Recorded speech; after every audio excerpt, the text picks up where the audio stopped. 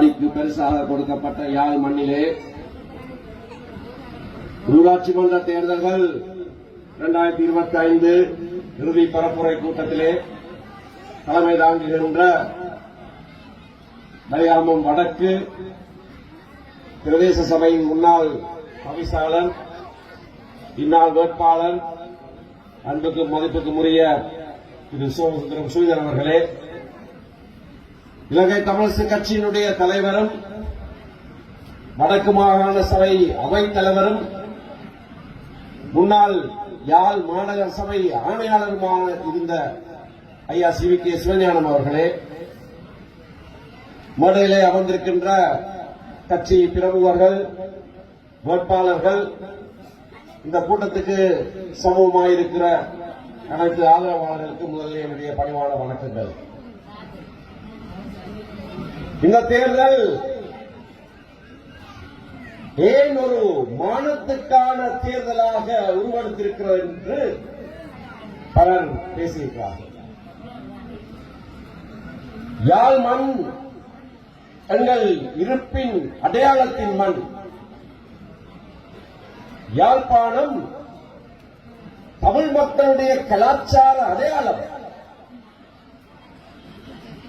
யாழ்ப்பாண தமிழர் என்று சொல்லுவது இலங்கை தமிழர்களை இந்த பிரதேசத்திலே வந்திருந்தாலும் வெளிநாடுகளிலே சென்றால் இலங்கை தமிழர் யாழ்ப்பாண தமிழர் சொல்றார் என்றால் அது எங்களுடைய மொழி கலாச்சாரத்தின் அடையாளமாக இருக்கிறது. இன்றைக்கு யாழ்ப்பாணத்திலே இருந்து மக்கள் பாராளுமன்றத்திற்கு அனுப்பியிருக்கிறவர்களை பற்றி பலவிதமான கேலியான விடயங்கள் உலா வருகின்றன. அனைவருக்கும் அவமானமாக இருக்கிறது. படிப்புக்கு பேர் போல கல்வி சமூகம் சரிந்த இந்த மண்ணிலே இருந்து இவர்கள் எப்படி பிரதிநிதிகளாக போனார்கள் என்ற கேள்வி எழுகிறது. ஒருவர் சொல்லுகிறார், யாழ்ப்பாணம் ஏழாயிரத்துள்ளதானே இருக்கிறது என்று சொல்லுகிறார். இதற்கு முன்னர் 2 லட்சம் மக்கள் தான் நாட்டின் சனத்தொகை என்று சொன்னார். சரி, அவருக்கு கணக்குத்தான் தெரியாது என்று பார்த்தால் புவியியலும் தெரியாது. இந்த விடயங்களை சுட்டிக்காட்டினால் அவர்களுடைய ரவுடி அமைச்சர், நான் ரவுடி அமைச்சர் என்று சொன்னதற்கு காரணம் நான் இப்படியாக ஒருவரையும் விழிப்பதல்ல, ஆனால் ரவுடித்தனமாக செயற்படுகிறார் என்று சொன்னபோது அவர் அதை மறுக்கவில்லை. அடுத்த நாள் சொல்லுகிறார், நானும் ரவுடிதான், ஒத்துக்கொண்டு விட்டார். அவர் ஒத்துக்கொண்ட காரணத்தினாலேயே அவரை நாங்கள் அவருக்கு அது பிடித்த ஒரு அடைமொழியாக இருக்கிறது. அந்த வேறு அடைமொழியில் அவருக்கு பார்க்க முடியாது. ஆனபடினால சரி, ரவுடி அமைச்சர், உங்களுக்கு பிடித்தமான நீங்களே ஏற்றுக்கொண்ட உங்களை வர்ணிக்கிற சொல் ரவுடி அமைச்சர் இன்றைக்கு சொல்லுகிறார். சுமந்திரன் யாழ்ப்பாணத்தில் வேட்டி கட்டுறார், கொழும்புல காத்துட்ட போடுறாரு. நான் இன்னும் ஆடையா இருந்தாலும் உங்களுக்கு என்ன ஐயா அந்த வருத்தம்? உங்களுக்கு என்ன வருத்தம்? அவரு அவருக்கு வழக்கு தாக்கல் செய்யத்தானே தெரியும் சொல்றார். வழக்கு தாக்கல் செய்ய தெரியும். ஆனபடியினால்தான் உங்களுடைய கட்சி இதுகால வரைக்கும் ஊழலுக்கு எதிராக தாக்கல் செய்த எல்லா வழக்குகளையும் என்னைத்தான் சட்டத்தரணியாக நியமித்திருக்கிறார்கள். உங்களுக்கு அது தெரியுமோ தெரியாது. உங்களுக்கு அது தெரிய வாய்ப்பு இல்லை. ஏன்னா நீங்க ரவுடி பக்கத்தில் இருக்கிற ஆள் உங்களோட கட்சிக்குள்ளேயே. உங்களோட கட்சி தலைவர்கள் போய் கேளுங்க, உங்களுடைய ஊழலுக்கு எதிரான வழக்குகளிலே ஏன் சுமந்திரனை சட்டத்தரணியாக நியமித்திருக்கிறார்கள் கேளுங்கள். மார்ச் மாதம் கூட ஒரு வழக்கு வந்தது. சீனி ஊழல் வழக்கு. சுனில் ஹாந்துனேட்டி உங்களுடைய முக்கியமான உறுப்பினர் அமைச்சர், அவர்தான் மனுதாரர். அவர் சார்பில் நீதிமன்றத்தில் ஆஜராகி வாதாடுகிறது நான். இன்றைக்கும் அந்த வழக்கை பின்போடப்பட்டிருக்கோம். இப்பொழுதும் ஊழலுக்கு எதிரான வழக்குகளிலே அது உங்களுடைய கட்சியாக இருந்தாலும் என்ன, எவருடைய கட்சியாக இருந்தாலும் என்ன, முதல்நிலையாகி வாதாடுவதற்கு என்னைத்தான் நிறுத்துகிறார்கள். நீங்களும் என்னைத்தான் நிறுத்துகிறீர்கள். அதைவிட முக்கியமான ஒரு வழக்கு சதுரங்க அபேசிங்க என்கின்ற இப்போது உங்களுடைய பிரதி அமைச்சர் உள்நாட்டு கடன் மறுசீரமைப்பு செய்யப்பட்ட போது அந்த கடன் மறுசீரமைப்பு செய்கிறது இந்த நாட்டு தொழிலாளர்களுக்கு அவர்களுடைய சேமநாம நிதியை திருடுவதற்கு ஒப்பானது என்று சொல்லி சதுரங்க அபேசிங்க உச்சநீதிமன்றத்திலே வழக்கு தாக்கல் செய்து உங்களுடைய சதுரங்க அபேசிங்காக ஆஜரானது நான் தான் ஐயா.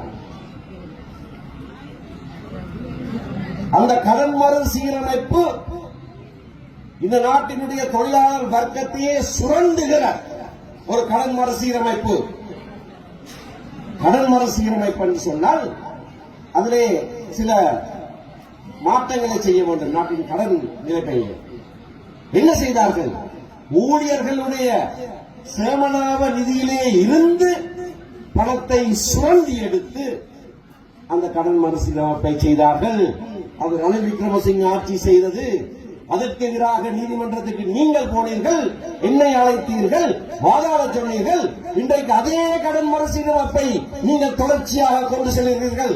தொழிலாளர்களை சுரண்டுகிறதாக நீங்களே சொன்ன அதே விடயத்தை ஒருவித மாற்றமும் இல்லாமல் தொடர்ச்சியாக நீங்கள் கொண்டு செல்கிறீர்கள். தேர்தலுக்கு சொன்னீர்கள், இதெல்லாம் நாங்கள் மாற்றி அமைப்போம்.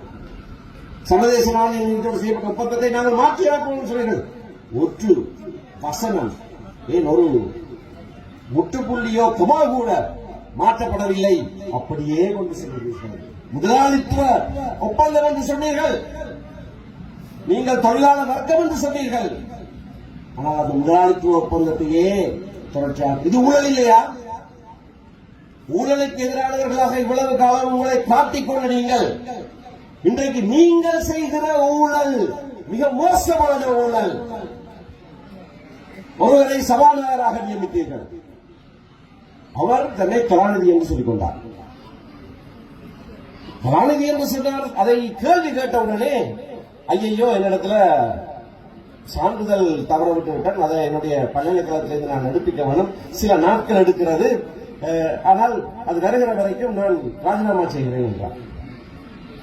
இது நடந்தது டிசம்பர் மாதம். 4 மாதம் ஆயிற்று.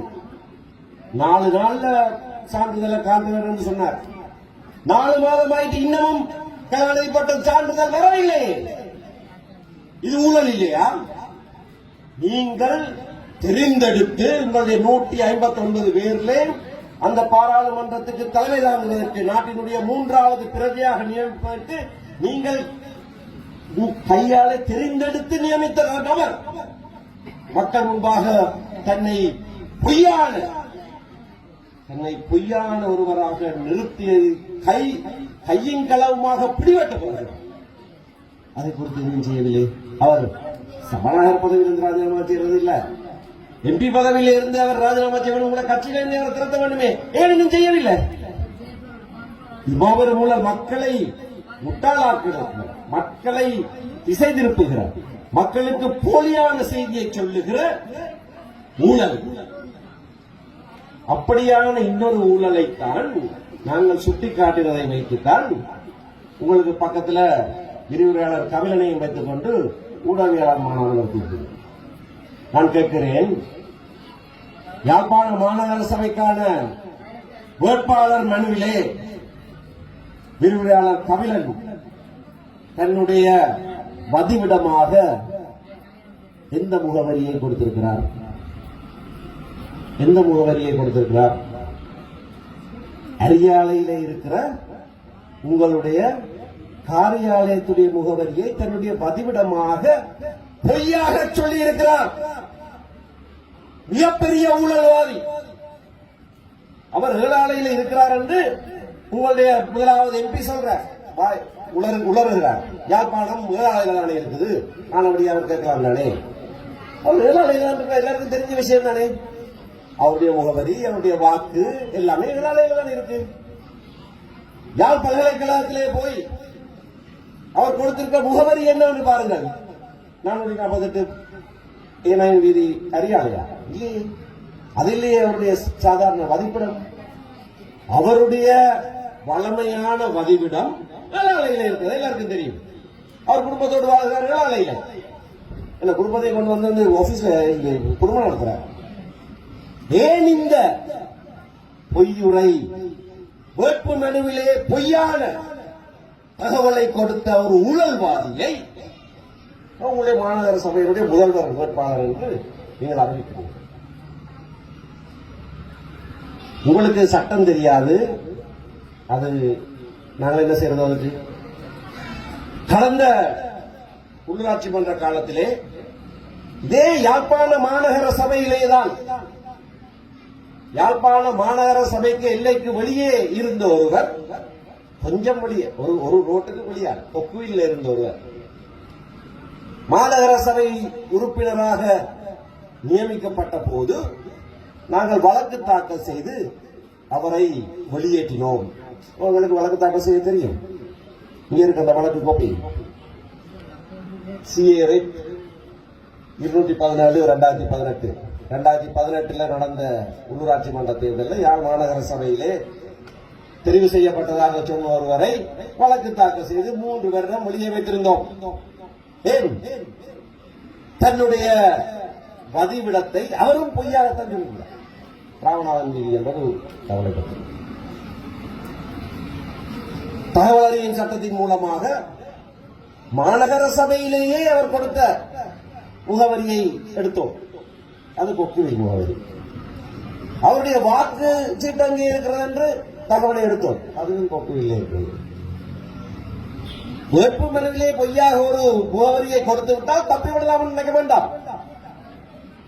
இந்த தகவலை நீதிமன்றத்துக்கு முன்பாக நாங்கள் கொண்டு சென்ற போது உடனடியாக மேல்முறையீட்டு நீதிமன்றம் ஒரு இடைக்கால தடையை கொடுத்தது.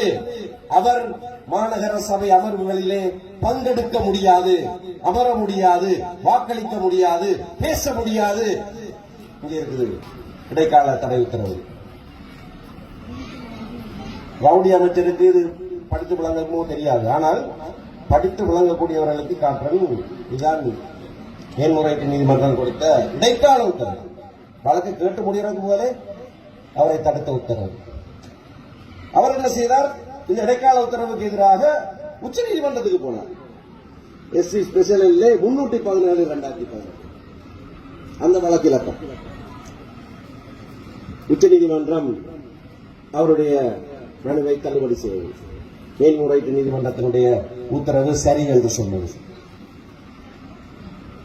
ஏன் இதை கேட்டால் கொழும்புல இருக்கிற சுமந்திரன் வந்து யாழ்ப்பாணத்தில் தேர்தல் கேட்கலாம். ஏன் ஏழாளையில் இருக்கிறவர் ஏன் இங்கே கேட்கலாது? யாழ்ப்பாணமும் ஏழாள இருக்கிறது என்று ஒருவர் சொல்றார். பாராளுமன்ற தேர்தல் சட்டத்திலேயோ மாகாண சபை தேர்தல் சட்டத்திலேயோ இப்படியான தேவைப்பாடு கிடையாது. நாட்டில் எங்கேயும் வாழலாம். ஆனால் உள்ளூராட்சி மன்ற தேர்தல் சட்டத்திலே இந்த சிறப்பான மிக தெளிவான ஒரு சட்ட தேவைப்பாடு இருக்கிறது. பிரிவு 7லேயும் பிரிவு 8லேயும் இருக்கிறது. ஏனென்றால் உள்ளூராட்சி ஒரு வித்தியாசமான ஒரு அமைப்பு, உள்ளூர் ஆட்சி. அதனால்தான் நாங்கள் வட்டாரங்கள் அந்த வட்டாரத்திலே இருக்கிறவர் தான் வட்டாரத்திலே கேட்க வேண்டும் என்றால், ஆனால் அந்த சபை எல்லைக்குள்ளே அனைவரும் இருக்க வேண்டும் என்றது சட்டத்திலே அடிப்படையிலேயே இருக்கிற ஒரு நியதி. அதை தெரிந்து கொண்டுதான், தெரியாமல் செய்யலையே. தெரியாமல் செய்திருந்தால் ஏழாள அட்ரஸ் கொடுத்திருப்பார். தெரியாமல் இப்படி சட்ட ஏற்பாடு ஒன்று இல்லை என்று நினைத்திருந்தால் தன்னுடைய பழமையான முகவரியை அவர் எழுதியிருப்பார்கள். இப்படியான ஒரு நியதி சட்ட ஏற்பாடு இருக்கிறது. சட்டத்திலே இப்படி ஒரு தேவைப்பாடு மாநகர சபை எல்லைக்குள்ளேதான் என்னுடைய முகவரி இருக்க வேண்டும் என்று ஒரு தேவைப்பாடு இருக்கிறது என்று தெரிந்தபடினால் தானே பொய்யான முகவரியை கொடுத்திருக்கிறார். அப்படி தெரிந்தபடினால் தானே தன்னுடைய அலுவலக முகவரியை கொடுத்திருக்கிறார். வதிவிடத்துக்கு ஒரு விளக்கம் இருக்கிறது. வதிவிடம் அலுவலகம் அல்ல.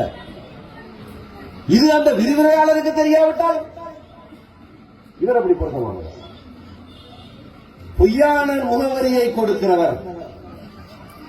இப்ப அந்த முதலாவது ஆக அவர்களுடைய பாராளுமன்ற உறுப்பினராக வந்த இளங்குமரனே சொல்றார், இதனாலதான் என்ன முகவரியை கொடுக்கிறாரே. பிறகு என் பொய்யான முகவரியை கொடுத்து விட்டு மக்கள் முன்பாக வலம் வந்து அதை நாங்கள் கேள்வி கேட்டால் உடனடியாக இங்கு யாழ்ப்பாணத்தில் வேண்டி கேட்டார், அங்க கவுன்சர் போடுறார், மக்களால் நிராகரிக்கப்பட்டவர். ஐயா ரவுடி அமைச்சரே, நான் யாழ்ப்பாணத்தை பூர்வமாக கொண்டவன், நான் யாழ்ப்பாணத்திலே பிறந்தவன். ராஜேந்திரகுமாரை போலவோ விக்னேஸ்வரனை போலவோ குடும்பிலே பிறந்தவனும் அல்ல, நான் யாழ்ப்பாணத்திலே பிறந்தவன். இங்கேதான் என்னுடைய கல்வியை ஆரம்பித்தேன். அதுக்கு பிறகு விக்னேஸ்வரனும் ராஜேந்திரகுமாரும் படித்த அதே கல்லூரியிலே நான் படித்திருக்கிறேன். அது ஒரு விஷயம். எனது யாழ்ப்பாண பூர்வீகத்தை கேள்வி கேட்க இவர்கள் யார்? நாங்கள் அவர்களுடைய பூர்வீகத்தை கேள்வி கேட்கவில்லையே. அப்படியானவர்கள் அல்ல நாங்கள். நாங்கள் அவர்களுடைய பூர்வீகத்தை கேள்வி கேட்க இல்லை. தமிழ் மக்கள் எங்கே இருந்து வாழ்ந்தாலும், மலையத்தில் இருந்தாலும், தமிழ் பேசுகிற முஸ்லிம் மக்களாக இருந்தாலும், தமிழ் பேசுகிற மக்கள் என்ற அடையாளத்துக்கு உரித்த கட்சியாகத்தான் இலங்கை தமிழ் கட்சி என்றும் இருந்திருக்கிறது. அதில் அவருடைய பூர்வீகத்தில் மக்களால் நிராகரிக்கப்பட்டவர் என்று சொல்லுகிறவர் இலங்கை தமிழரசு கட்சிக்கு 63,000 வாக்கு யாழ்ப்பாண தேர்தல் மாவட்டத்திலே கிடைத்தது. கலைஞருக்கு கிடைச்ச அதே அளவு வாக்கு தான் எனக்கும் கிடைச்சது. 15,000 சொச்சங்கள் அவருக்கும் தெரிவிக்கணும். அவருக்கு கிடைச்ச எதிர்ப்பு வாக்கு தான் எனக்கும் கிடைச்சது. அவருக்கு 27,000 வாக்கு அந்த கட்சிக்கு கிடைச்சது. எங்களுக்கு 63,000 கிடைச்சது. டபுளை விட கூட. ஆனால் அவருக்கு அவருடைய கட்சிக்கு ஒரு ஆசனம், எங்களோட கட்சிக்கு ஒரு ஆசனம். அது தேர்தல் முறை. அது தேர்தல் முறை. யாழ்ப்பாணத்திலே வந்து தேர்தலிலே நிற்க திராணி இல்லாத ஒருவர் கடந்த காலத்திலேயும் தேசிய பட்டியலிலே வந்து, இப்பொழுதும் தேசிய பட்டியலிலே வந்து யாழ்ப்பாணத்தின் பூர்வீகத்தை பற்றி கேள்வி கேட்கிறார் என்றால் இவர் என்ன செய்வது? உங்களோட தலைவரை இங்கே கால் பதிக்க வேண்டாம் என்று நான் சொல்லிக்க கூடாது, உங்களை யாழ்ப்பாண மண்ணில் கால் பதிக்க கூடாது என்று நான் சொல்லியிருக்க வேண்டும். ஆனால் அப்படி சொல்லுகிறவர்கள் நாங்கள் அல்ல. ஏனென்றால் மலையாள தமிழர்களுடைய பிரஜா உரிமை நீக்கப்பட்ட போது அதற்கு எதிராக உருவாக்கப்பட்ட கட்சி எங்களுடைய கட்சி. உங்களுடைய மக்களுக்காக கிளர்ந்தெழுந்து சந்தை செல்வநாயகம் ஒரு கட்சியை ஆரம்பித்தார். தான் அங்கத்தவராக இருந்த கட்சியை விட்டு விலகினார். தன்னுடைய கட்சியை இரண்டாக உடைத்தார். யாருக்காக? மலையாள தமிழ் மக்களுக்காக. அந்த உறவுகளுக்காக நாங்கள் எப்பொழுது எழுந்து நிற்போம். ஆகினாலே இவருடைய பூர்வீகத்தை நாங்கள் கேள்வி கேட்கப் போவதில்லை. ஆனால் நாங்கள் அப்படி நாணயமாக நடந்து கொள்கிறோம் என்பதற்காக நீங்கள் கீழ்த்தரமாக தொடர்ந்து நடந்து கொண்டிருக்க முடியாது. நானும் ரவுடி தான் சொன்னால் தொடர்ந்து ரவுடியாக இருக்க முடியாது. யாழ்ப்பாண மக்கள் உங்களை ஒரு ரவுடியை அமைச்சராக ஏற்றுக்கொள்ள மாட்டார்கள். அது விரைவிலேயே உங்களுக்கு தெரிய வரும். இந்த போக்கை, இப்படியான மமதை பேச்சை முடிவுக்கு கொண்டு வர வேண்டுமாக இருந்தால் யாழ் மக்கள் 6ஆம் தேதி என்ன செய்ய வேண்டும் என்பது உங்களுக்கு தெரியும். ஒரு கொஞ்சம் இடம் கிடைத்தவுடனே இப்படியெல்லாம் பேசுகிறவர்கள், பேச தெரியாதவர்களும் பேசுகிறார்கள். மற்றவர்களுக்கு வாய்ப்பூட்டு போட்டு வச்சிருக்கு, பேசக்கூடாது என்று சொல்லி வச்சிருக்கு. கல்லூரி அதிபராக இருந்தவரும் யாழ் போதனா வைத்தியசாலையிலே பிரதி இயக்குநராக இருந்தவரும் பேசக்கூடாது வாய்ப்பூட்டு போட்டு வைத்திருக்கிறார். பேசா மடந்தைகளாக தலையாட்டிக் கொண்டு பக்கத்தில் இருக்கிறார். இப்படியானவர்கள் தானா யாழ்ப்பாணத்தை பிரதிநிதிப்படுத்துவது? முன்னரும் இடதுசாரிகள் எல்லாம் யாழ்ப்பாணத்தை பிரதிநிதிப்படுத்தியிருக்கிறார்கள்.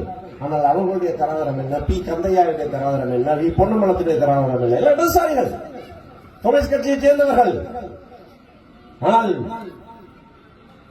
40ஆம் ஆண்டுகளிலே, 50ஆம் ஆண்டுகளிலே, 60ஆம் ஆண்டுகளிலே எங்களுடைய மக்கள் கட்சியை கூட பார்க்காமல் தராதரமிக்கவர்களைத்தான் தெரிந்தெடுத்து பாராளுமன்றத்துக்கு அனுப்பினார்கள். அந்த நிலைமை மாறிவிட்டதோ என்ற ஐயம் தான் எங்களுக்கு ஏற்பட்டிருக்கிறது. அதனை திருத்துவதற்கு ஏற்பட்டிருக்கிற முதலாவது சந்தர்ப்பம் இது. அதனை திருத்துவதற்கு ஏற்பட்ட முதலாவது சந்தர்ப்பம் இது. ஏதோ கைதவறலாம் நடந்துட்டது இல்லை என்றால், முன்னர் ஒரு திரைப்படம் கூட வந்தது, இலங்கையிலே தயாரிக்கப்பட்ட கோமாளிகள் என்ற பெயர் அதுக்கு திரைப்படத்துக்கு. இல்லை என்றால் இப்படியான அவமானத்தை யாழ் மண் சுமந்து கொண்டிருக்க வேண்டுமா? இந்த அவமானத்தை போக்குவதாக இருந்தால் இந்த தேர்தலிலே உங்களுடைய வாக்குகள் பேச வேண்டும். அது கைதவர்களால் நடந்துச்சு. எங்களுக்கு இப்ப தெளிவு, நீங்கள் அல்ல எங்களுடைய பிரதிநிதிகள் என்று நீங்கள் சொல்ல வேண்டும். உங்களுடைய வாக்கு சீட்டிலே நீங்கள் இடுகிற புல்லடி அதனை உரத்து சொல்லுங்கள். அப்படியாக சொல்ல வேண்டிய ஒரு தேவை ஏற்பட்டிருக்கிறது. அதை நீங்கள் செய்ய வேண்டும், மற்றவர்களையும் செய்ய வைக்க வேண்டும். தந்தை செல்வநாயகத்தின் வழியிலே நாங்கள் தொடர்ந்து நடப்போமாக இருந்தால் எங்களோடு கைகோக்க தயார் என்று கஜேந்திரகுமார் பொன்னம்பலம் 2 நாட்களுக்கு முன்னர் நெல்லியடியிலே வைத்து சொல்லியிருக்கிறார். நல்ல விடயம். இதுகாரம் நீட்டி அவரை அரவணைப்பதற்கு நாங்கள் தயாராக இருக்கிறோம் என்ற தலைவருடைய அனுமதியோடு நான் இதை சொல்கிறேன். சேர்ந்து பயணிப்பதற்கு அவர் எத்தனை முயற்சிகள் எடுத்தார், எத்தனை முயற்சி எல்லாருக்கும் தெரியும். மற்றவருடைய வீடுகளுக்கு தெரியும். அவருடைய நிலைமை என்ன, அவருடைய வயசு என்ன, அவருடைய மூப்பு என்ன, இவர்கள் எல்லாரையும் தேடி சென்றார். ஒற்றுமைக்கு நாங்கள் பங்கம் வகிக்கிறவர்கள் அல்ல. திரு கஜேந்திரகுமார் பொன்னம்பலத்துக்கு தெளிவாக சொல்லுகிற செய்தி, ஆம், நீங்கள் அப்படியாக சொன்னதை நாங்கள் வரவேற்கிறோம். சேர்ந்து பயணிக்க நாங்கள் தயார். தந்தை செல்வாவின் வழியிலே நாங்கள் தொடர்ந்து நடப்போமாக இருந்தால் என்று நீங்கள் சொல்லுகிறதிலே ஒரு நெருடல் இருக்கிறது. தந்தை செல்வாவின் வழியிலே நடக்காமல் விட்டவர்கள் யார்? நாங்களா? நீங்களா? யார் தந்தை செல்வாவின் வழியில் நடக்காமல் விட்டவர்கள்? தந்தை செல்வநாயகம் 49ஆம் ஆண்டு திரும்ப திரும்ப அகில இலங்கை தமிழ் காங்கிரஸ் கட்சிக்குள்ளேயே இந்த பிரஜா உரிமை சட்டத்தை எதிர்க்க வேண்டும் என்று சொல்லும்போது அவரை கட்சியை விட்டு வெளியேற்றவில்லை. அவர் வெளியேறலாம், கட்சி தவறான பாதையிலே போகிறது. ஆனால் உங்களுடைய பாட்டன் இந்திய பாகிஸ்தானிய பிரஜா உரிமை சட்டத்துக்கு சார்பாக வாக்களித்து அமைச்சராக இருந்துவிட்டு 52ஆம் ஆண்டு நினைவு தெளிந்து சரியான ஒரு பேச்சை பேசினார். இதிலே நான் தோற்று விட்டேன் என்று சொன்னார். இவர்களோடு சேர்ந்து பயணிக்க முடியாது என்று சொன்னார், விலகினார். ஆனால் சமஷ்டி என்கின்ற இணைப்பாட்சி அல்லது கூட்டாட்சி, எங்களுடைய தலைவர் சொன்னார் இணைப்பாட்சி கூட்டாட்சி, இந்த இணைப்பாட்சி அல்லது கூட்டாட்சி என்ற இந்த சமஷ்டி என்று சொல்லி பெடரல் பார்ட்டி என்ற பெயரையே வைத்திருக்கிற கட்சி எங்களுடைய கட்சி. அதை ஏளனம் செய்தவர்களே முதன்மையானவர்கள் நீங்கள் தானே, இல்லையா? பழையதை பேசுகிறார் என்று நினைக்க வேண்டாம். அவர் இப்படி சொன்னபடினாலே நான் சொல்றேன். சேர்ந்து பயணிக்க வருகிறவருக்கு எதிராக நான் கருத்து சொல்வதாக நினைக்க வேண்டாம். ஆனால் அந்த தந்தை செல்வாயின் வழியில் இன்னும் நடப்பார்களாக இருந்தால் என்று சொன்னால் யார் நடக்கவில்லை? யார் நடக்கவில்லை? 77ஆம் ஆண்டு உங்களுடைய தந்தையார் தானே மிகப்பெரிய ஒற்றுமை பலமான தமிழர் விடுதலை கூட்டணி தேர்தலிலே போட்டியிட்டு 18 ஆசனங்களை பெற்ற வேளையிலே யாழ்ப்பாண தேர்தல் தொகுதியிலே அதற்கு எதிராக போட்டியிட்டவர், சுயேட்சையாக போட்டியிட்டவர் உங்களுடைய தந்தையார் தானே. ஏறதை செய்தார். பட்டுக்கோட்டையிலே அவருக்கு ஆசனம் கொடுத்த போது இல்லை எனக்கு யாழ்ப்பாணம் வேண்டும் என்று கேட்டு இங்கே வந்து சுயேட்சையாக தமிழர் விடுதலை கூட்டணி அன்றைக்கு தமிழ் மக்களுடைய ஒன்றிணைந்த பலமாக இருந்த தமிழர் விடுதலை கூட்டணிக்கு எதிராக சுயேட்சையாக யாழ்ப்பாணிலே போட்டியிட்டவர் தானே உங்களுடைய தந்தையார். ஐயா சிறில் சொன்னதை போல 2010ஆம் ஆண்டு தேர்தல் நேரத்திலே ஆசன பங்கிட்டாலே தமிழ் தேசிய கூட்டமைப்பை உடைத்து வெளியேறிய முதலாவது கட்சி உங்களுடைய கட்சி தானே. ஒற்றுமைக்கு பங்களிப்பது யார்? நீங்கள் இப்படி சொல்லுகிற காரணத்தினாலே மக்களுடைய மனதிலே ஏதோ நாங்கள் தான் ஒற்றுமைக்கு மாறானவர்கள் என்ற கருத்து நிலவக்கூடாது என்பதற்காகத்தான் இதை நான் சொல்லுகிறேன். உங்களுடைய பூர்வீகத்தை சொல்றேன். எங்களுடைய கட்சியிலே யார் செயலாளராக இருக்க வேண்டும், யார் தலைவராக இருக்க வேண்டும், யார் இவராக இருக்க வேண்டும், யார் அவராக இருக்க வேண்டும் என்று நீங்கள் உங்களுடைய கூட்டத்தில் வச்சு சொல்றீங்க. உங்களுக்கு யாரையா இந்த உரிமையை கொடுத்தது? உங்களுடைய கட்சியில யார் தலைவராக இருக்க வேண்டும் நாங்க சொல்றோம். பொன்னம்பலம் என்ற பேர் இருந்தால் மட்டும்தானே உங்களோட கட்சியில தலைவராக இருக்க முடியும். வேற யாராவது எப்பாவது தலைவராக இருந்திருக்காங்களா? இதை பற்றி நாங்கள் எப்பாவது சொல்லி இருக்கிறோம். சரி, அது குடும்ப கட்சி, அது எல்லாருக்கும் தெரிஞ்ச விஷயம். நீங்க குடும்ப கட்சியை வச்சு கொண்டிருக்கோ, சந்ததியா நீங்க செய்யணும். ஸ்ரீகாந்தா இன்றைக்கு அவரோடு கூட இருக்கிற சிரேஷ்ட சட்டத்தரணி ஸ்ரீகாந்தா சில நாட்கள் வருடங்களுக்கு முன்னர் ஒரு கூட்டத்திலே சொன்னார், திரு கஜேந்திரகுமார் பொன்னம்பலம் அவருக்கு அடுத்த சந்ததிக்கு அவருக்கு இன்னும் பிள்ளைகள் இல்லை, கொஞ்சம் பிள்ளை பெற வேணும், ஏனென்றால் இந்த கட்சி தலைமையில் அவர் போய்விடும் என்று ஸ்ரீகாந்தா சொன்னார். அவருடைய தம்பி கஜேந்திரகுமார் கொஞ்ச நாள் ஓய்வு எடுத்து ஒரு பிள்ளையை பெற்று இந்த கட்சிக்கு அடுத்த தலைவரை உருவாக்கிவிட்டு பிறகு அரசியலுக்கு வாங்குவோம் ஸ்ரீகாந்தா சொன்னார். நான் சொல்லுறேன், இதே கூட்டத்தில் இந்த இடத்துல வச்சு ஸ்ரீகாந்தா சொன்னார். அது அந்த கட்சியுடைய பாரம்பரியம், அது குடும்ப கட்சி. பொன்னம்பலம் என்று பேர் இருந்தால் தான் கட்சி தலைவராக இருக்கலாம். நாங்கள் விமர்சிக்கல, எங்கேயாவது விமர்சிச்சிருக்கோமா? இப்ப கூட நான் விமர்சிக்கிறோம். அது கூட வழி, ஏகாதிபத்திய வழி, குடும்ப கட்சி வழி, அது கூட வழி. நீங்க அதை தெரிஞ்சிருக்கிறீர்கள், நீங்க அப்படி வச்சு கொள்ளுங்க. ஏனப்பா வந்து எங்கள வந்து நோட்டி கொண்டிருக்கீங்க எங்கட கட்சியை பற்றி? எங்கட கட்சி ஜனநாயகம் மேலோங்கின கட்சி. எந்தவித தயக்கமும் இல்லாமல் நான் இதை சொல்லுகிறேன். சாதகர சேவை செல்வநாயகம் ஐயா அவர்கள் அவர் இருந்த காலத்திலேயே எத்தனை பேர் இந்த கட்சியுடைய தலைவராக இருந்திருக்கிறார்கள். சீமு ராசமாணிக்கம் 3 தடவைகள் தலைவராக இருந்திருக்கிறார். ராஜவரோதியம் தலைவராக இருந்திருக்கிறார். வன்னியசிங்கம் தலைவராக இருந்திருக்கிறார். நாராயணன் தலைவராக இருந்திருக்கிறார். இந்த அமிர்தலிங்கம் கூட தந்தை செல்வா உயிரோடு இருக்கிற போதே அமிர்தலிங்கம் தலைவராக வந்த கட்சி இந்த கட்சி. ஜனநாயகம் மேலோங்கின கட்சி. எங்களுடைய கட்சியை பார்த்து இவர் தான் இருக்கணும், அவர் தான் இருக்கணும், நீங்க வெளியில் கட்சிக்குள்ள வாங்கும், கட்சிக்குள்ள தான் நீங்க அதெல்லாம் சொல்லலாம். அந்த உரிமை உங்களுக்கு வரும். கட்சிக்கு வெளியே இருந்து கொண்டு இந்த கட்சிக்கு இவர் தான் இருக்கணும், இந்த கட்சிக்கு அவர் தான் இருக்கணும்னு சொல்றதுக்கு எந்த விதமான உரிமையும் கிடையாது. இதெல்லாம் நான் ஏன் சொல்றேன்னு சொன்னால், நாங்க சேர்ந்து பயணிக்க போறோம் தானே.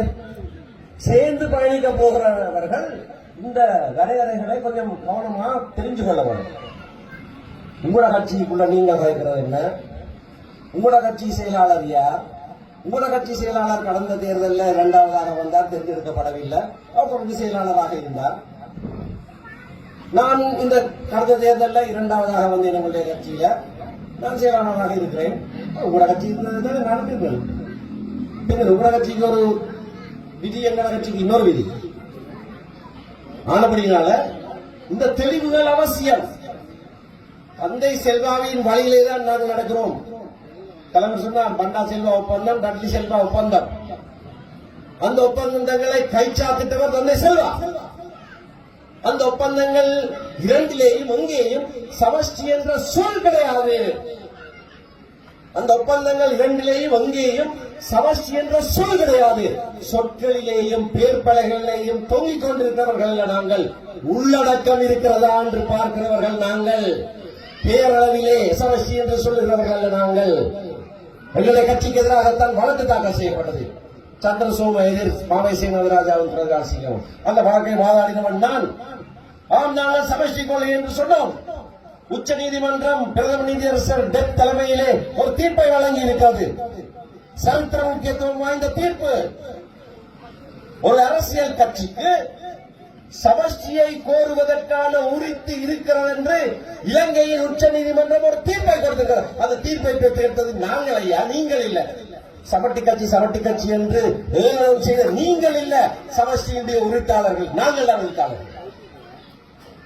இன்றைக்கு அது அமைச்சர் சந்திரசேகரன் சொன்னாங்க, வழக்கு தாக்கல் செய்து சொன்னாங்க. நாங்கள் வழக்கு தாக்கல் செய்தால் இதெல்லாம் பெற்றிருக்கோம். இத்தனை நிலங்களை முடிவிப்பதற்கு மாவை சீனராஜாவுடைய பேரில் 2003ஆம் ஆண்டுல இருந்து இன்று வரைக்கும் வழக்குகள் மூலமாகத்தானே எவ்வளவு முடிவிக்கப்பட்டிருக்கு. அரவாசி நிலம் 11,000 ஏக்கர் இருந்த கால உயர் பாதுகாப்பு வலயம் இன்றைக்கு 2,000 ஏக்கராக சுருங்கினதுக்கு காரணம் என்ன?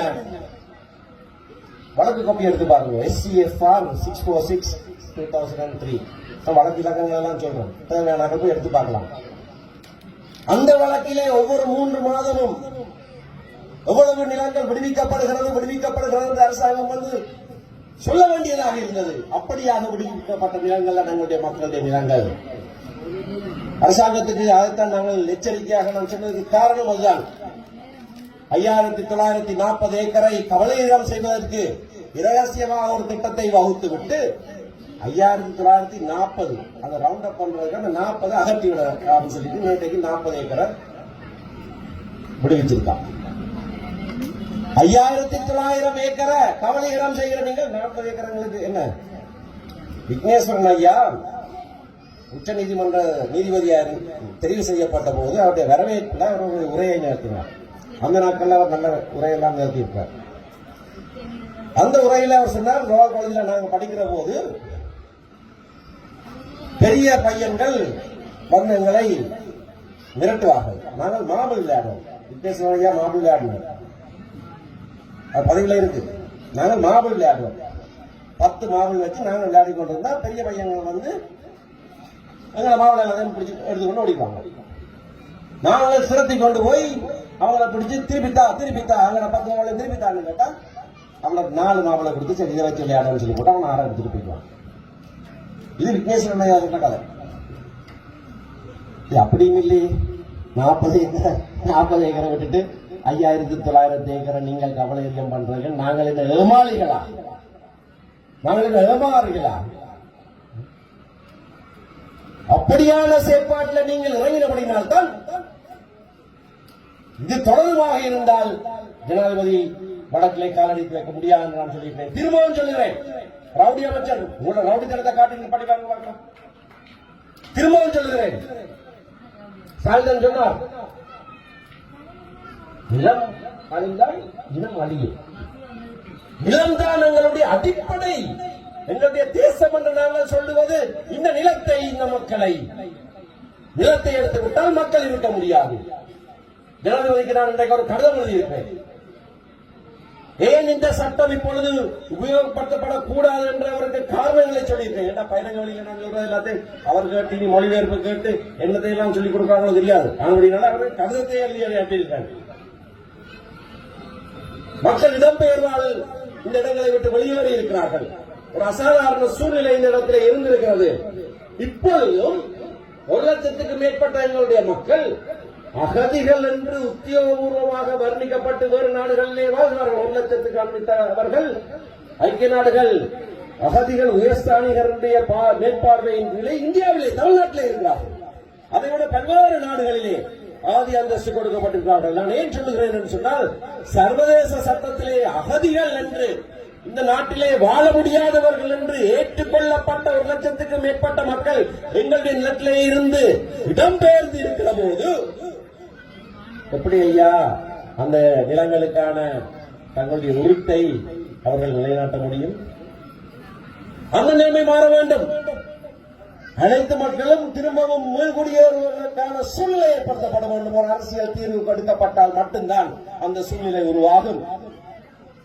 ஒரு அசாதாரண சூழ்நிலையிலே சுனாமியினால் அந்த கரையோர பகுதியிலே எல்லாம் சுனாமியினாலே அனைத்தும் அழிந்த பிரதேசங்கள் நேற்று நாங்கள் போய் பார்த்தோம். மக்கள் வந்து சொன்னார்கள், ஐயா என்னுடைய உருவி இருந்தது சுனாமியில போயிட்டு. இப்ப என்னத்தை கொண்டே காட்டுறது? ஜூன் 28க்கு மேல் என்னத்தை கொண்டே காட்டுறது? பல தடவைகள் இடம்பெயர்வுகள் அதிலே தொலைந்தது எல்லாம். ஆக இதெல்லாம் தெரிந்து கொண்டு ஒரு உறுதியை கொண்டு வா, இல்லை என்றால் இது அரச ராணி என்று நீ வர்த்தமானில பிரசுரித்தால் நாங்கள் 7ஆம் தேதியை கூட பார்த்துக் கொண்டிருக்க போறோமா? ஜனாதிபதிக்கு இன்றைக்கு நான் கடிதம் எழுதியிருக்கேன். உடனடியாக இந்த வர்த்தமானி அறிவித்தல் மீள கைவாங்கப்பட வேண்டும். இதை செய்யாவிட்டால் உங்களுடைய ரவுடி அமைச்சராக இருக்கலாம், மற்ற கோமாளிகளாக இருக்கலாம், எவருமே இந்த மண்ணிலை காலடித்து வைக்க முடியாது. அதில் இங்கே வருவதற்கு உங்களுக்கு எந்த விதமான தகுதியும் கிடையாது. இந்த நிலத்தை அபகரிக்க விட்டு அதை பற்றி கேள்வி கேட்க போது இல்லை இதெல்லாம் பொய்யான பிரச்சாரம் என்று ஒரு பாராமணர் சொல்றார். யாழ்ப்பாணம் வேளாளையில் இருக்கிற சொன்னவர் சொல்றார், இதெல்லாம் பொய் பிரச்சாரம்.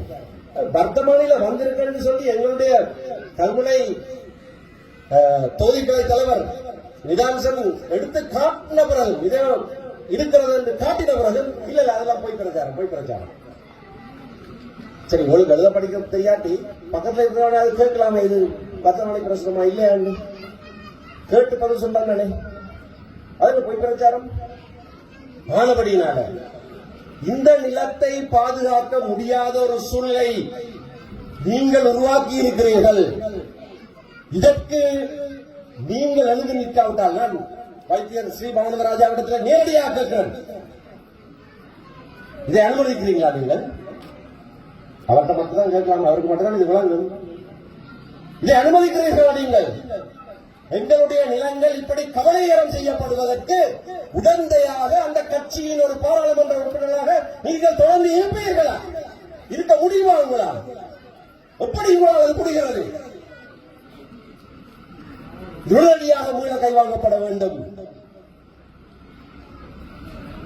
இது எங்களுடைய இருப்பை அடிப்படையே